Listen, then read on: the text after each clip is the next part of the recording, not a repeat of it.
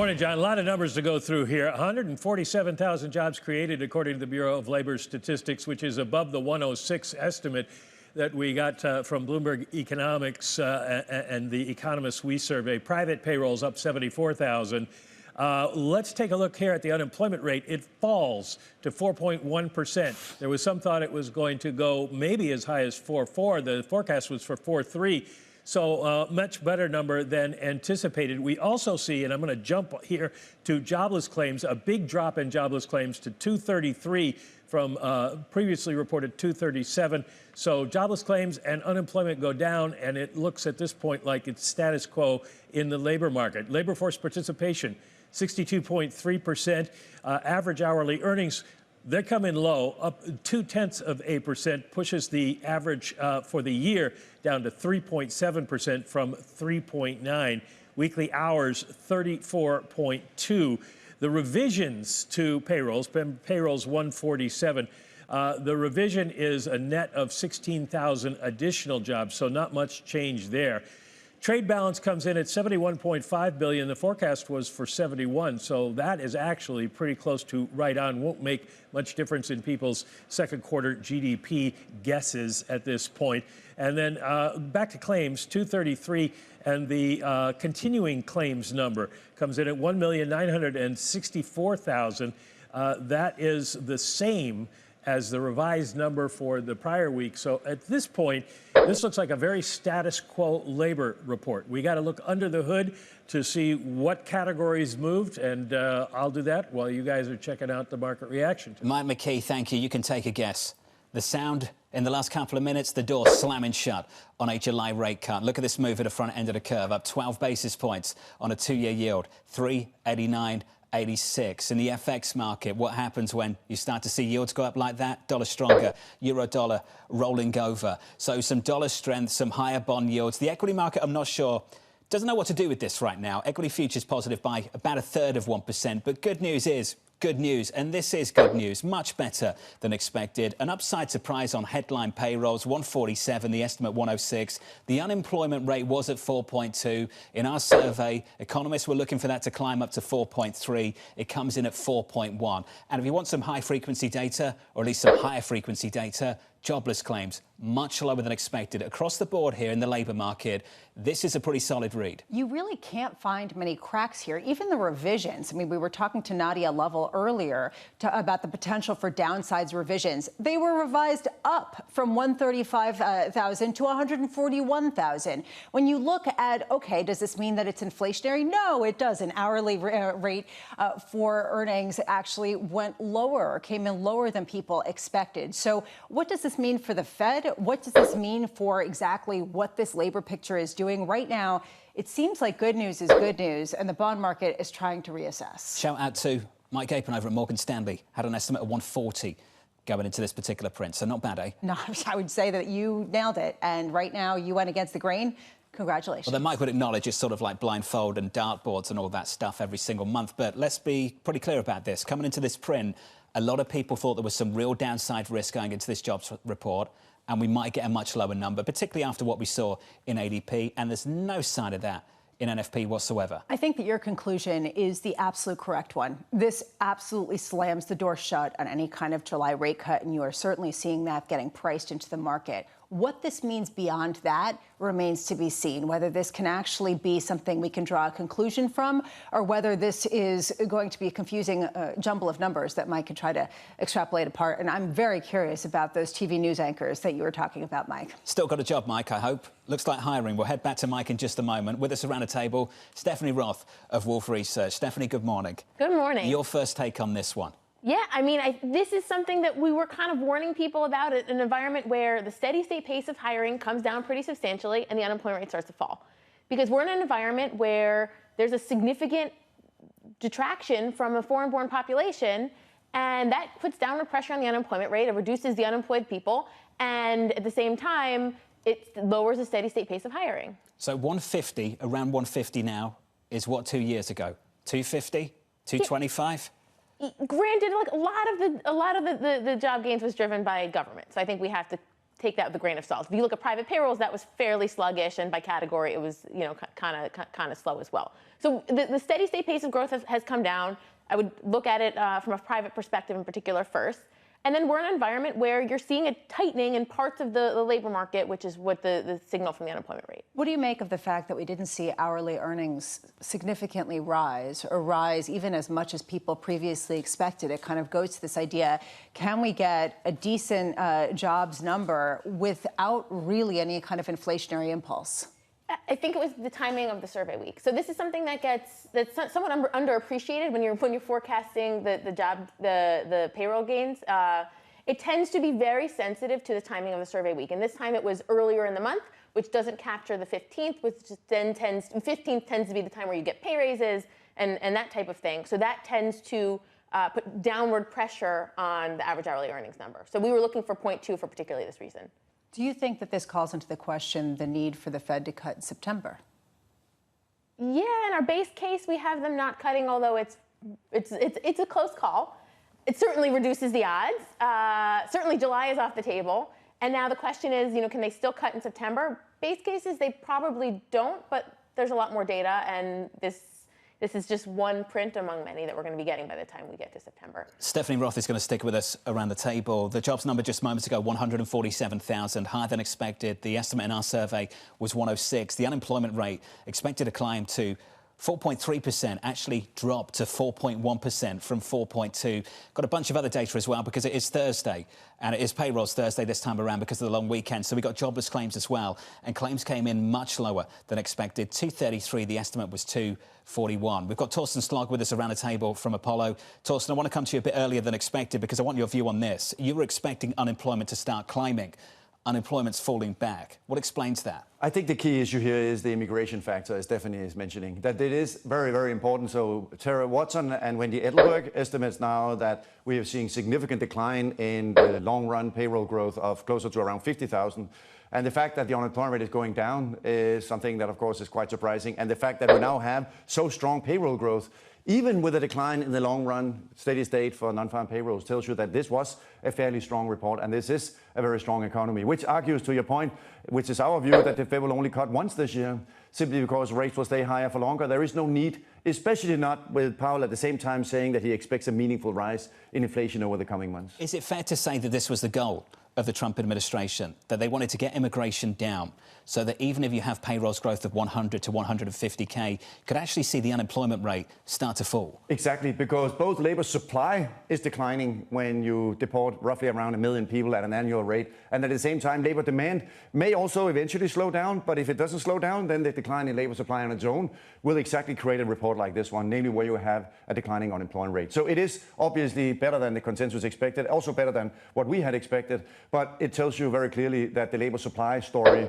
is playing a very important role here. At the same time, it also suggests that the economy or the business environment is much more solid than many people expected as well in terms of hiring, in terms of looking for that, and it's coming without the inflationary impulse that some people were worried about.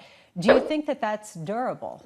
Well, and that brings us back to the discussion around what is the effect of the trade war. Are tariffs not going to have an impact? So far, it's remarkable where you have inflation basically still steady and now job growth still relatively strong. So in that sense, there literally is very little sign of the trade war having a macroeconomic impact at this point. There are going to be people who look at this and say, this might be the last gasp before a real material weakening. We can't trust these numbers. Max Kettner's already gone.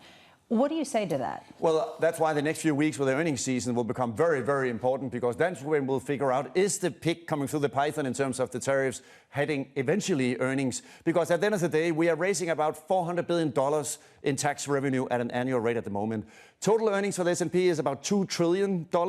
So that means that someone needs to pay $400 billion if tax revenue is going up $400 billion. Is it consumers through higher inflation, or is it companies through lower earnings? And we still, with this report, of course, have just not seen that yet. So exactly to your point, Lisa, over the next several weeks, we'll find out in Q2, how did companies actually respond to higher tariffs? Did they respond by passing prices through in the form of higher inflation? We'll find that out also very soon. Or did they also, in this case, turn out to actually lower their earnings and say we're going to eat some of the tariffs? And that becomes the main question for markets now, namely what was actually the response to tariffs in the second quarter? Mike McKee is back with us for a little bit more. Mike, you've taken a second look at the numbers. What explains the upside surprise?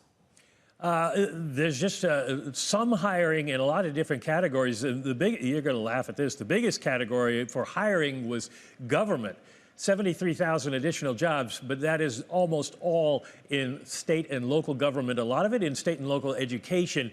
7,000 jobs lost in the federal government. Now, maybe we get a lot more once we get to the fall and some of those people who are getting severance finally leave the labor force. To what you guys have been talking about, the interesting thing here is that the number of people who are in the labor force, foreign-born, went up this month. Same is true of the people who are in the labor force who are native-born, although the overall level of the labor force falls by 120,000 people, 130,000 people. So you can see why the unemployment rate went down. 93,000 people or got employed according to the household survey, and 222,000 lost jobs. But because of the drop in the labor force there, you're seeing a lower unemployment rate. But the labor force doesn't seem to be having been affected by the overall numbers of people who are being deported. Manufacturing lost 7,000 jobs during the month. Construction gained 15,000, more than anticipated. Retail trade only 2,000. Now, if we are seeing a slowing in spending, that might be showing up there. That might be one of the first ones that we see that is a problem. And Lisa, I checked on you, and arts and entertainment hiring was up by 20,000. Nice. I don't know whether you are arts or entertainment, but you would fall in that both, category. Mike, both. Yeah. Arts and entertainment.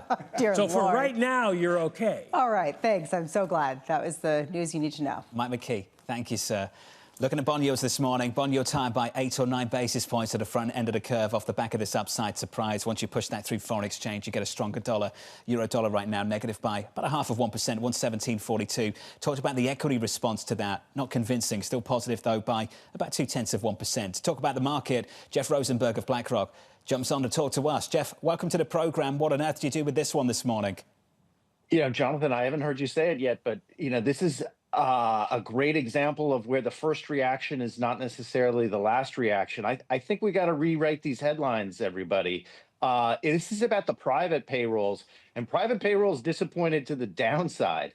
Mike McKee just talked about it. The upside surprise, it's government, and that may be surprising. Federal government was down. That's not surprising. That's DOGE and the cuts. It's state and local that's very high. If it's education, to me, that sort of sounds like there's a lot of education workers coming back into the job market in June. No, that's a seasonal adjustment effect. So the story here is not the headline. The market is reacting to that. Maybe it's the algos. Let's get the humans back in the room, back into the trading, and look through this report. This is a slowdown and a little bit disappointment on the private payroll side.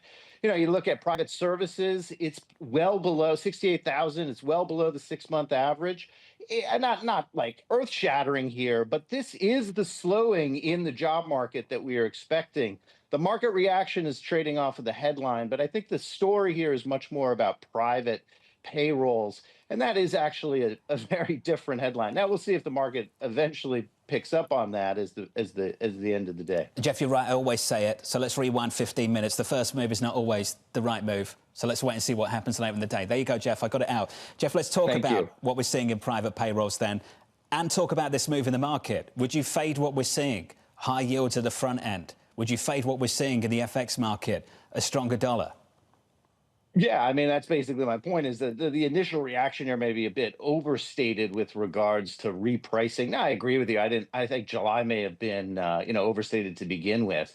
But I think the broader story here is the slowing in the payrolls that we've seen for some time. I think it's actually confirmed by this report. And then I want to reemphasize what Torsten just said, because I couldn't agree more, that it's really going to be about profit margins and what we learn from corporations. I think you used, Torsten, the pig and the python. That's exactly it. I mean, we're still waiting for the impact to show up. It's been showing up, and you know, the other story around payrolls is they've been overstated, and so the big question is there an underlying weakening here that is a little bit greater than what is anticipated? I think the story here today of headline versus privates is kind of throwing more confusion in there. The revisions were a surprise to the upside. People looking for, you know, the revision story to show up, so that was a little bit stronger than expected. But I think it's really going to be about the corporate reaction here. And it's been, as we saw in the JOLTS data, you know, it's been a pretty stagnant, very, you know, benign kind of layoff environment. We have to see whether or not that is maintained. But Jeff, isn't this kind of conducive to risk assets? And I say this at a time when you have a potentially stimulative bill coming out of Washington, D.C., albeit increasing the deficit. But you have sort of steady, if slowing, growth at the same time that you have a Fed that is poised to cut rates in September and potentially again later this year. Isn't that potentially still okay for everything to continue on the status quo? Well, yes, in some sense that's the case, but it's already well into the price. So you look at like the performance of cyclicals versus defensives, for example. You know, you're seeing, you know, expansionary type moves in the face of that. You know, you said slowing but steady. I'd emphasize more the slowing. You know, most of the economic data is slowing, and that's what the payroll data here is validating. Now, it's not the end of the world, and it's not saying the sky is falling or there's recession, but this is consistent with a mid-cycle slowdown. So there's a little bit of a disconnect between kind of what we're seeing in valuations and what we're seeing in terms of the slowdown, and that doesn't necessarily, you know, mean you jump in with both feet and everything's sky is clear.